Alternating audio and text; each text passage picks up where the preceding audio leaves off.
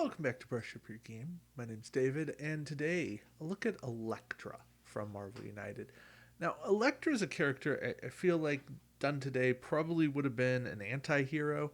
Uh, I think she makes a good villain, and I think given the choice, might have played both sides here.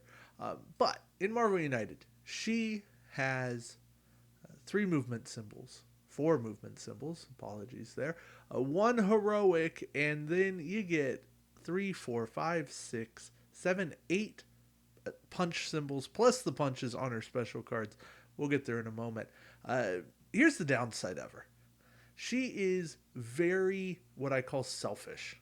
These are the type of cards you would typically see off of a season 2 hero who has the fourth special card.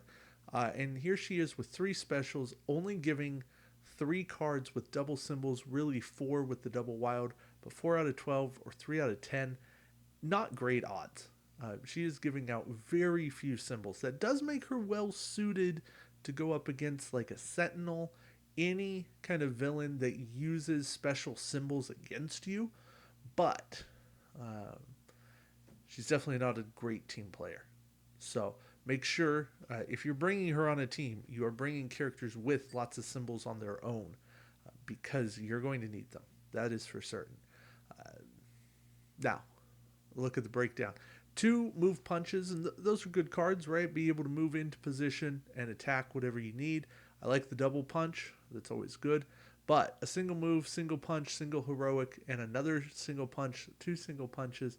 It's a lot of punches, it's a lot of single cards here. Plus, her special cards are single move, punch, punch.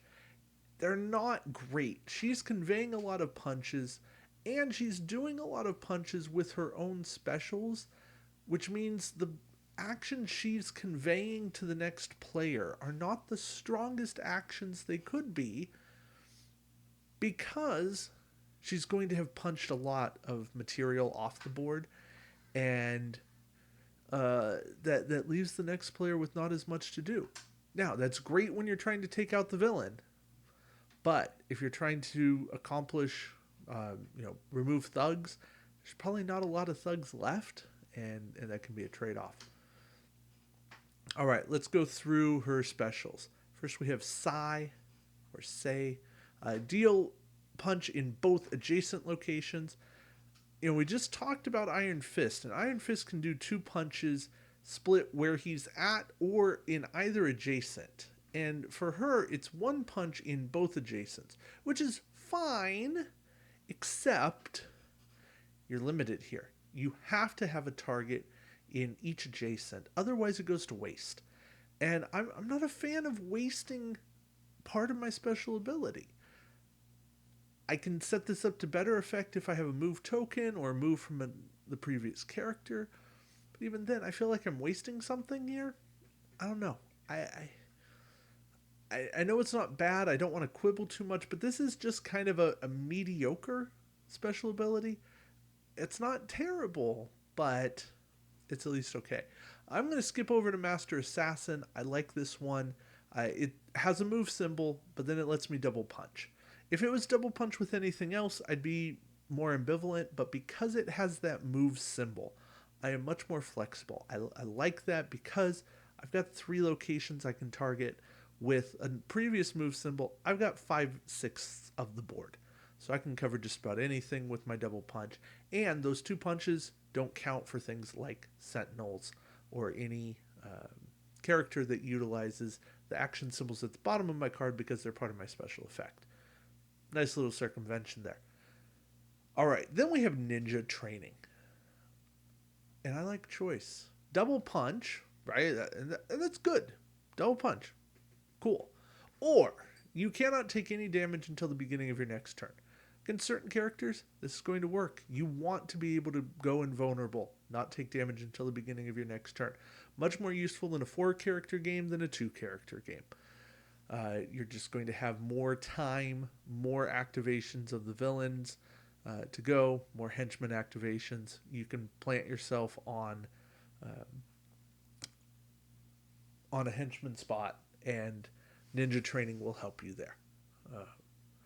But it is rare that you want to go invulnerable versus putting out 2 more damage. That's just kind of the trade off. The reality is, in this game, if you are going slow, you're typically losing ground. You are better off to go fast, go super fast, and just see what happens. That's not to say that you will never see me use ninja training for going invulnerable. I think it will happen. But more often than not, I'm going to take the double punch. Let me have 3 punches on my turn in total, and I'm going to have a good day. So yeah, Elektra, I'm not super impressed. I want more out of her. I do think she's playable, but for me, she is closer to the bottom tier. I do love the sculpt though. Really cool sculpt. The ninja warrior, the short swords, I like them, and a cool character. So from that standpoint, I like what Elektra brings. I don't find myself playing her that much. So that's my trade off. All right. But yeah, let me know what you think. Let me know. Are you an Elektra fan? Uh, all right. Thank you all for watching. Until next time, keep brushing up your game. Take care.